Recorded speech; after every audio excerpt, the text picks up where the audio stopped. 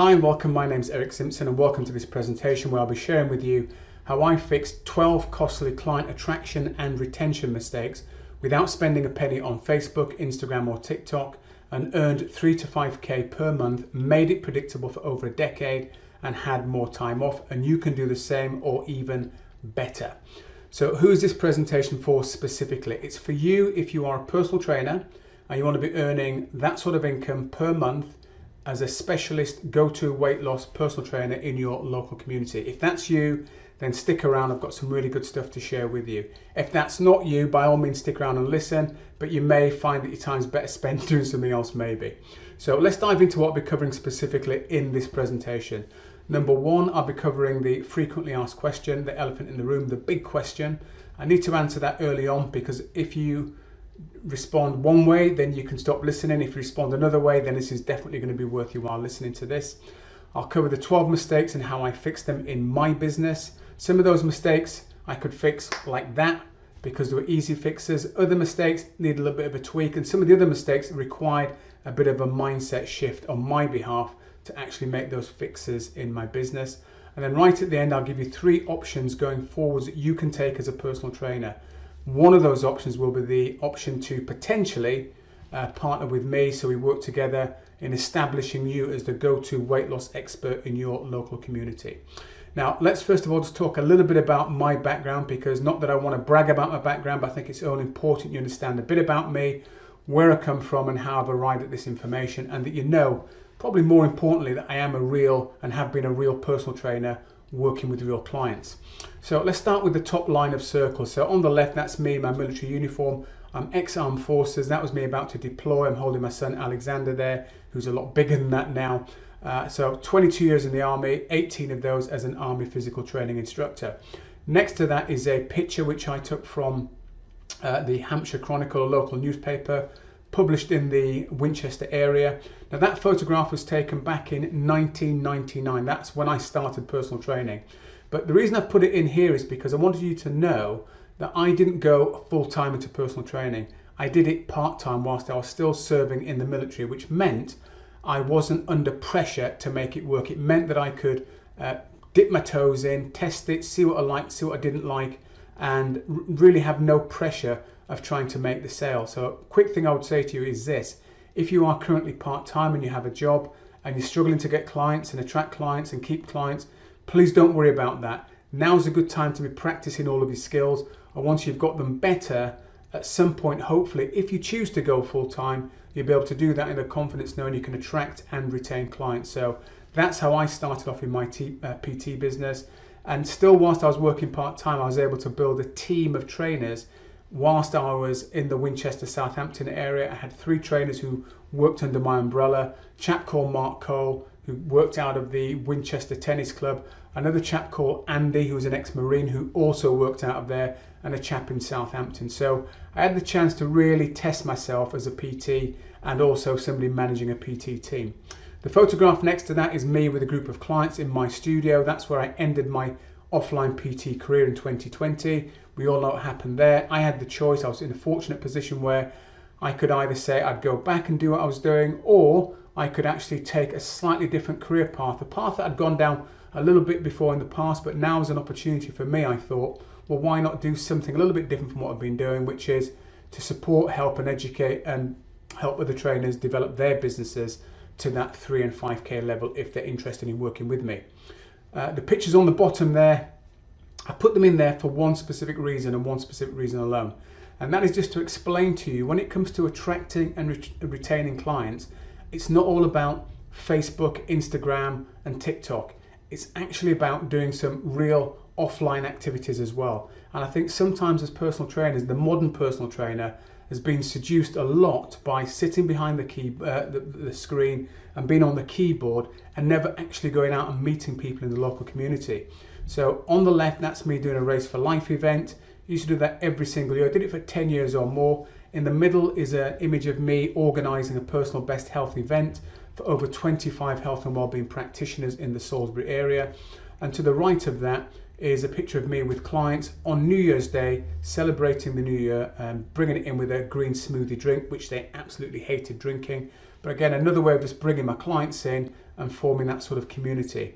So I share those just to sort of re-emphasize that whilst online is good, and I think it's important to have a social media presence, don't underestimate the value of offline activity as well.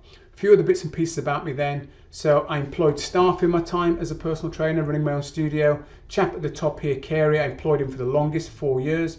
He generated 5Ks in 10 weeks, not because he was a superstar personal trainer, whilst he was a very good trainer. He was able to generate that because of the systems I'd put in place that allowed him to do that. And here's another picture of him here at a client event held at the White Hart Hotel in Salisbury. And another picture of Kerry down here at another Race for Life event. And a picture here of him with a client named Andrea, who we helped to lose just under 2 stone, I believe it was. And we used to do before and after shots with our clients. So when clients were successful, we'd organise a photographer, they'd come along, we'd take them to a studio. The clients would wear either, sportswear, casual wear, and their fancy going out sort of clothing as well. And we'd use those to promote our business. And Kerry had a few of those that he's successfully achieved whilst he was working with me. Below that, you've got Luann, who worked with me part-time. She was able to generate £330 working part-time. And veteran personal trainer Mark, who was a former Army Staff Sergeant in the Royal Signal Corps. He and I served at Blandford together. I was still in the military. He was just about leaving. He'd seen some of the stuff I'd done and he asked me to mentor him. So he was like my first mentee personal trainer that I ever worked with. And he said, one of the comments was, it's an absolute no-brainer what I was teaching him in terms of making the investment in it. Final couple of things then. I'm not going to read all of these. You can pause the video if you want to and read what these people have said. Tony Mark, Sarah Brooks and Robbie. So these are 3 PTs and many others as well who've attended workshops I've run over the years in teaching personal trainers how to create, market and sell a successful weight loss program. And finally, before we get into the main part of this presentation, again, yes, I have worked with real clients. This is just one of many clients I could show you, but just so you can see, I have worked with real life clients. Sue, who lost 71 pounds. She was featured on BBC Radio twice, the first year for losing the weight and the second year for keeping it off. And there's also a nice photograph of her there doing the Kilimanjaro challenge. So it wasn't just about losing weight, and nor should it be. It should also be about the health benefits and things that clients can do as well. And I'm very much a firm believer in that. I'm not into just body image, but I know that body image is a big driver for probably 90+% of people who want to lose weight. Okay, so let's talk about first of all then this elephant in the room before we get into the 12 mistakes that I was making and what I fixed in my business, and you can do as well if you find you're making the same mistakes. So it's the elephant in the room. What do I mean by that? Well, let's just step back from personal training for a moment and look at 3 other health professionals. Doctor, or not health professionals, but a doctor, a lawyer and a physiotherapist. When they finish at their respective schools, they would have invested time, money and effort into become qualified. When they leave their schools, if they want to then specialize in a particular area, what they'll typically have to do is take additional training, which they'll normally have to pay for, and also normally work under somebody's wing so they can be guided in that new area of expertise. That's quite normal practice within those professions. So if you're a doctor, maybe you want to go down the sports medicine route or the adolescent health or maybe diabetes. If you're a lawyer, maybe you want to specialize in commercial, construction or consumer law. And if you're a physiotherapist, maybe you're thinking, do I go musculoskeletal, do I go cardiorespiratory, or do I go neurology? But whichever one it is for any of those professionals, they will invest more time, effort and money, and also be mentored by working alongside somebody so they can become that expert, that specialist in that area. For personal trainers, for some reason, we query that and think, well, why should I invest more when I've already paid for my PT qualifications? Now, not all personal trainers are like that, to be fair, but there are enough personal trainers out there that would have this question. And my answer is simply this. If you already have lots of business skills and you have associated health and well-being qualifications and experience, then why should you? Just use that and go for it. If on the other side you haven't got any business skills and you haven't got that specialist knowledge, then maybe you should seriously consider it. In my case, I was the latter. I didn't have any business skills at all. I didn't have any specialist knowledge in terms of behavior change and all the other associated things with weight loss. So I had to go away and take additional courses, and I had to sort of watch and monitor what other trainers did. In my time, I wasn't able to actually work under somebody's wing. It was a case of watching and seeing what other people did and working it out for myself. So it is possible, but if the help's there, you should certainly consider it. Okay, so let's tiptoe on then. Let's get into the first mistake that I made as a personal trainer, and it's one that many trainers make. And I say it's a mistake, it's normal as well, and that's being the generalist once you qualify as a personal trainer. I came out, I did Pilates, boot camps, massage, sports therapy, sports conditioning training, and personal training in the gymnasium. I did like 6 different things, which was kind of good and fun when I started off, but as it went along it became a bit more stressful because I was being pulled in lots of different directions and I wasn't really running the sort of business that I wanted to run. I was just being pulled, as I say, in too many different directions. So the solution for me was to specialize, and I specialized in weight loss. And when I did that, I became, in my opinion, well, not in my opinion, factually, according to my accountant, and it was there in black and white, more successful in terms of financially with my business. But from a business operations point of view, it became far easier for me because I knew why clients were ringing me up. I knew how to speak to them. I knew their language. I knew how to help them. I had a program. It just made my life so much easier, and it made the results for my clients so much easier to get because I was just focused in on that specific thing. So that's number one. I went from a generalist to becoming a specialist. Number two, my offers were weak. Again, when I started off as a generalist, I was offering so many things, so clearly my offers are going to be weak. You can't be offering, Eric, 6 things and be strong in those areas. So what did I do? As I said, I specialized in weight loss, and then I came up with a specific program to solve a specific problem that people were having. And for me, it was typically busy professional women over 40 who were looking to lose at least 20 pounds in weight. Anything less than that, yes, I could work with them, but at least 20 pounds and 50 pounds plus. So my solution solved that particular problem that they were having, along with improving their health and fitness and well-being and mental well-being as well. Number 3, broad marketing message. So again, I go back to when I started, and you can see what this is all sort of making sense, hopefully. Generalist, lots of offers, therefore I had broad market message because I was trying to sell lots of different things on my website, which just wasn't effective. So instead of doing that, once I became the specialist and I had a particular problem I was solving, I could then tailor my message around that so it spoke to that absolute individual that I was going to work with. So when that individual, my ideal client, read my message, they could resonate with that, and I knew that if they contacted me, there was a high possibility I'd at least get them on a call, potentially a second call, a face-to-face consultation, and there's a high possibility they would become a paying client for me or one of the team of trainers I was employing at the time. Number 4, shotgun marketing. Again, shotgun marketing. There's a lot of people out there telling you to be on all platforms. I wouldn't necessarily agree with that. I know that there are some tools out there that allow you to show up on lots of different platforms, but what I found for me personally was I was spreading myself too thin, lots of breaking points and lots of inconsistency. It just felt like too much work. So instead of doing that, I narrowed it down. I became laser focused, a couple of platforms, and did stuff offline as well. So I made it really laser focused and just easier to manage, less demanding, less frustrating, and more consistent with my actions. So narrowing it down to just 2 to 3 locations. And depending upon what you're currently doing, it may well be that you do Facebook and Instagram, and then maybe you do some networking activities when you're offline. It could be that sort of a mixture, but it will make life a lot easier for you. It will make it easier for you to become consistent in getting out your marketing message.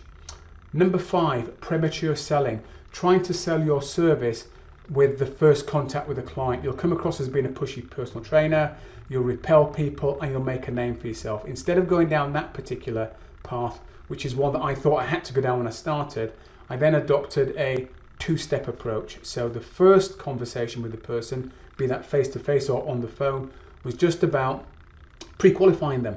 You know, were they a good fit for my program? If they were, I'd then invite them to a second face-to-face consultation, which meant I was only sitting down with people who had actually qualified themselves to allow me or to have me spend, 45 minutes to an hour with them.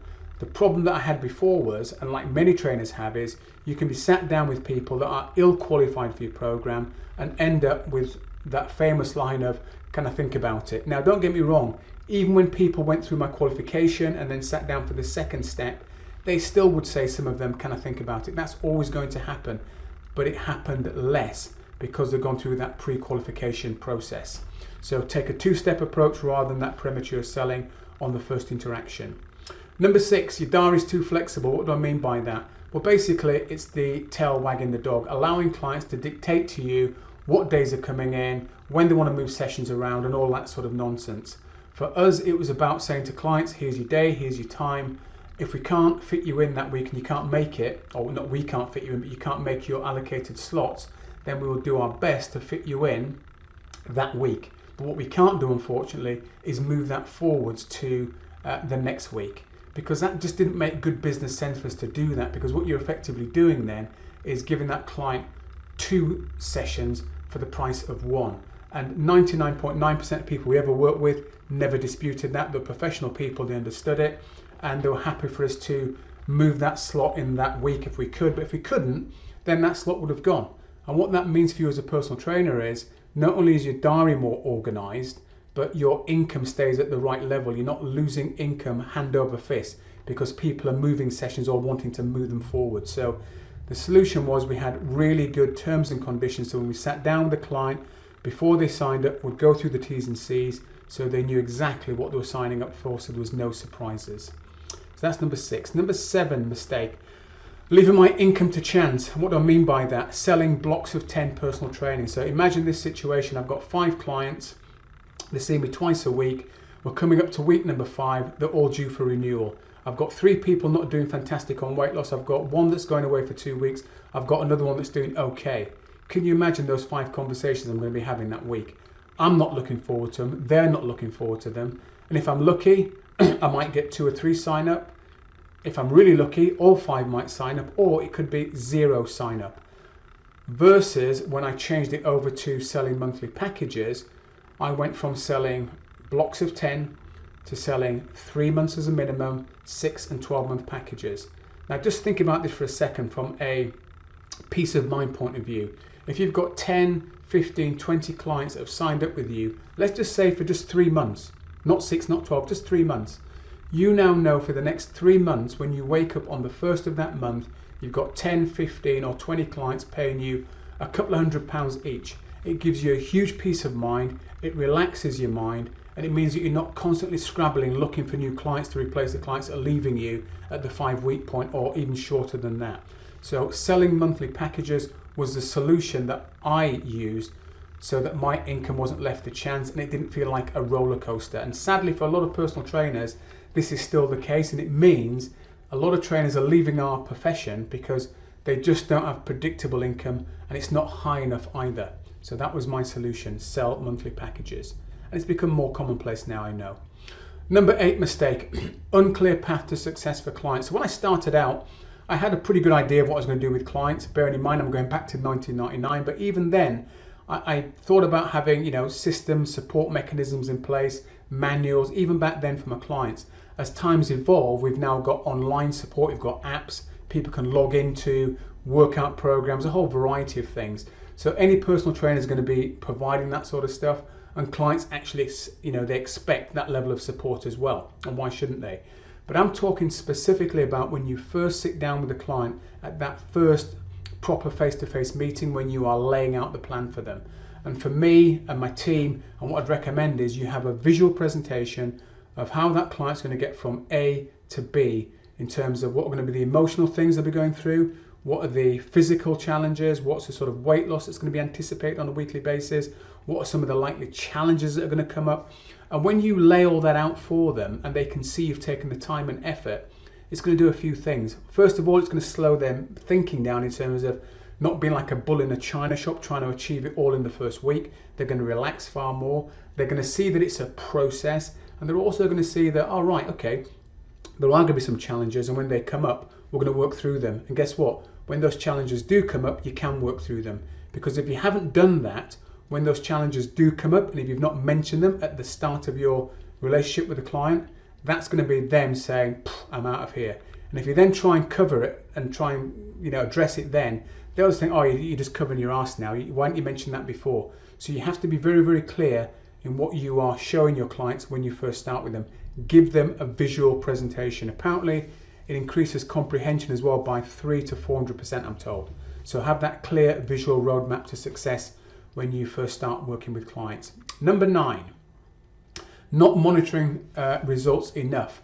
Again, if you're a generalist personal trainer, it's very, very easy to become complacent, because what are you measuring? They're coming in for general fitness training. Maybe the reps have gone up a bit here, maybe they're a bit stronger there, but it's very, very easy to become blasé about the whole thing, and that's not good, because clients will pick up on that. Versus being in the weight loss space, I knew immediately every week I'd be weighing in with them. So what else could I be checking? Body fat percentage, not on a weekly basis, but body fat measurements. I could be checking resting heart rate, blood pressure, a whole variety of physical tests I could be monitoring and checking on a regular basis.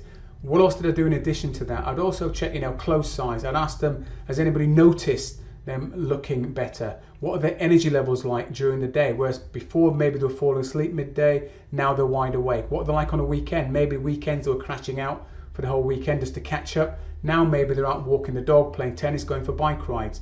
So those are other things that I would monitor and constantly be asking about when I'm working with clients. And that serves a number of benefits. One is it reminds the clients of how they're making progress, because they will forget all these little things, because to them, they're just fixated on they want to lose weight. They forget about all the other associated health benefits, physical and mental. So we need to remind them of that and also celebrate that. And that will also help with your client results and your client retention massively, because they'll begin to see you as you are a very integral and important part of their health and well-being, not just for them getting to their ideal weight, but also for being able to maintain that going forwards long term. Number 10, this is makes me laugh, this one, but making yourself available 24/7. A lot of trainers actually think that's a value add, to be at their client's beck and call 24 hours a day, 7 days a week. Trust me, it isn't. I think it's highly unprofessional. And if you've got clients that need that sort of access to you, you do one or two things. You charge them maybe 10 times what you're currently thinking of charging, or you don't have those sort of clients working with you. What did I do to sort of support my clients effectively to make sure they're getting the results? I automated a lot of the support emails that ran in parallel with my coaching programs. So if I delivered a coaching session that spoke about developing better goals, the next email that they got would remind them and give them some more insights about that particular thing, some more education. So what did that do? It answered questions that they may be having, and it meant that they didn't have to contact me to ask that particular question. I'd give them homework as well, lifestyle homework, so they're engaged in putting things into place, because my belief when I work with clients and what I said to my team was our job was to impact their behavior as much as we could when they were away from the studio, not just when they were with us, but when they're away from us. How do we do that? With the lifestyle homework, so they're busy doing that. And then we set up clear boundaries about when we'd communicate, how we'd communicate, what platforms we would use, so everybody knew how it was going to work. And I've got to say, rarely were we getting contacted in between sessions. Yes, there'd be the odd email or text, but generally speaking, after a client had been to the studio either for a coaching session or a PT session, that was it. We didn't hear from them again until their next session. So please don't fall into that trap of thinking by giving more access to yourself is a value add. You're creating a nightmare for yourself in terms of your own personal life. Number 11, not gathering testimonials. Testimonials are useful because they will do a number of things. First of all, a lot of the heavy lifting. What do I mean by that? So before a client actually comes in or gets on the phone or comes in to see you face to face, they've already seen all the success that you've had with other clients. So that's going to give them a huge amount of confidence. If you don't have that and a client's trying to work out do they go with trainer A or B, and trainer A has got lots of quals, experience, etc., and maybe they've got a few written testimonials. If you have got written testimonials, all the quals are the same, but you've got visuals as well, before and afters ideally, who do you think they're likely to go for? They're more likely to go for the person that's got the visual presentation. Now, I had a conversation with a personal trainer literally a few days ago about this very topic, and she was really anti before and after pictures. She said to me, look, Eric, the problem is if you have before and after pictures, for some people, the before picture that you're showing for some clients would be their after picture. And she was 100% correct. But she also went on to say, but the reality is, that's what people really want, isn't it? Maybe that's what I should be doing. Because she was struggling as a personal trainer herself, but she was fighting against what many other personal trainers, or not many, that's a lie actually, what a few personal trainers are doing, and many personal trainers are not doing, which is having testimonials. So get yourself into the habit of getting testimonials. How do you do it? You simply make it part of your system. So when you're signing clients up, again, part of your T's and C's, we would simply say at the 12-week point or at the appropriate point where we felt would made a big enough impact in terms of their health and well-being and their physical appearance, we would ask them if we could have a testimonial before and after. And look, some people would say, I'm not comfortable with that. And if that were the case, if we got that vibe, we would leave it. But the vast majority were more than happy to say, yeah, absolutely. Especially if you're going to be arranging a makeover shoot for me, which is something that we did. So make it part of your process. Get your testimonials working for you before you ever speak to a client. And the last one then, number 12, undercharging for your services. And this really is a culmination of a couple of things. First one is it's a mindset thing, and that's connected to not doing steps 1 to 11 in terms of solutions. If you do those 1 to 11 solutions, you'll never undercharge for your services and you'll feel comfortable charging for your services. And I used to say to my team, look, and it applied to me as well, when you go into a consultation with a client, you really have got to feel as though you're doing them a big favor. Forget about how much we're charging them. We're doing them a big favor. We're extending potentially their life. We're improving their quality of life. We're improving their self-confidence. We're helping them on so many different levels. The price that we are charging it's insignificant. It really is. I say insignificant. That's not true insignificant, but we had that mindset that, look, what we're offering is way more than what you're paying for. And that helps with your mindset. It helps with how you come across. It helps with how you speak to clients. So those are my 12 things that I did to fix the mistakes to earn 3 to 5K per month, make it predictable for over a decade, and had more time off. And I believe you can do exactly the same in your business if you're not currently doing those things, if those are problems in your business.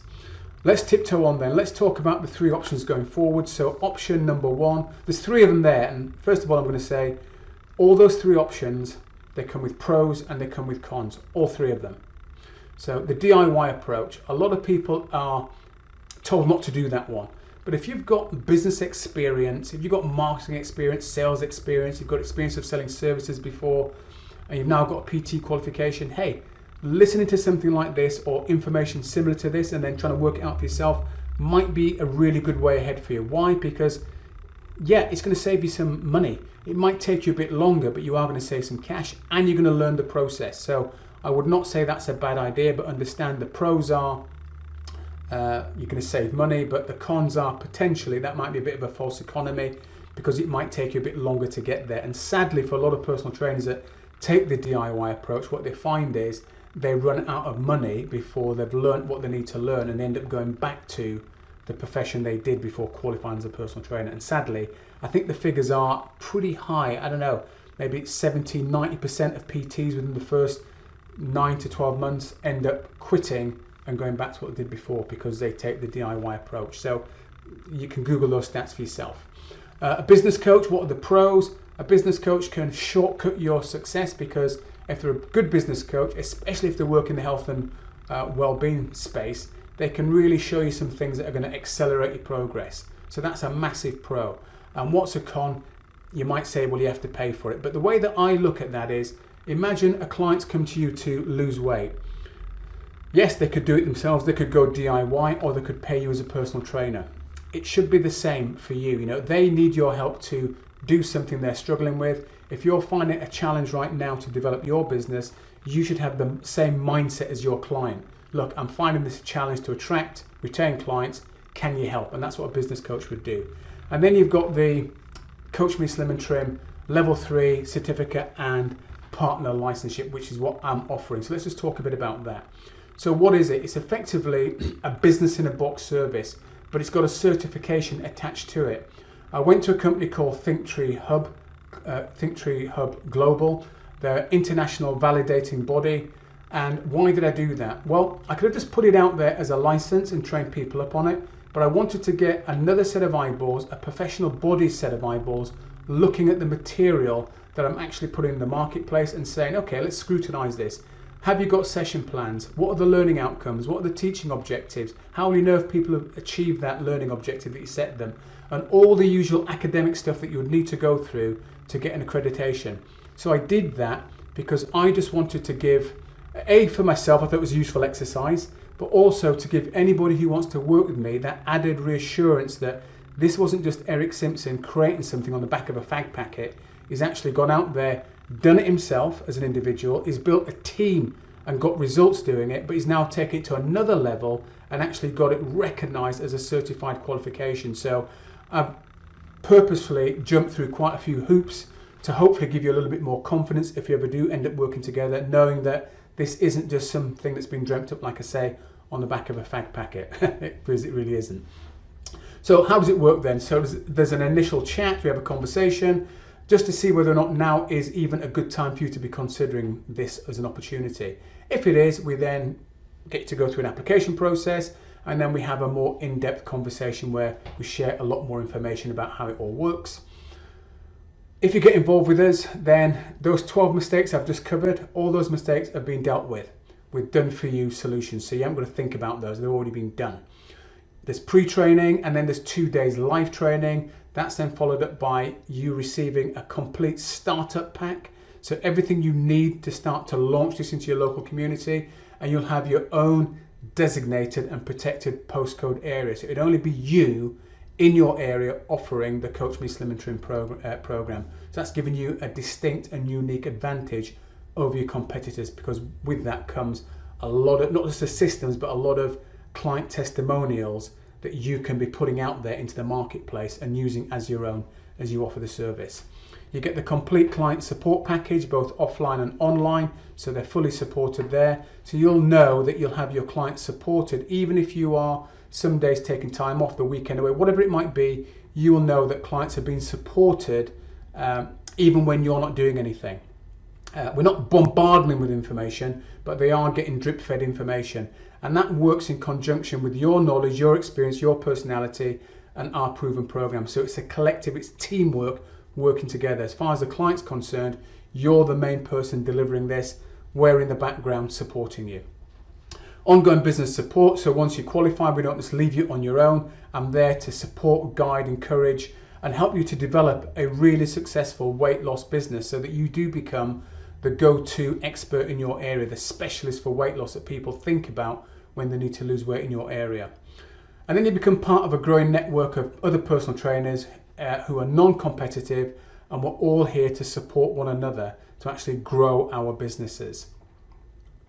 So your next steps are then pretty simple. There'll be a button around this video, hopefully. You can click on that, you can grab yourself a coffee, download the brochure, read over some more of the specific details that are in there. And then if you think, yeah, this sounds good, it sounds like it could be a possibility, then you simply book a call, and then, let's have a chat. And as I said before, let's see if this is a potential fit for you. And if it is, we can take it to the next level. So if it sounds good, go ahead, click the download button, read the brochure, and I'd be delighted to hear from you. Until then, take very good care. Thank you for your time today, and I hope to speak to you soon. Bye for now.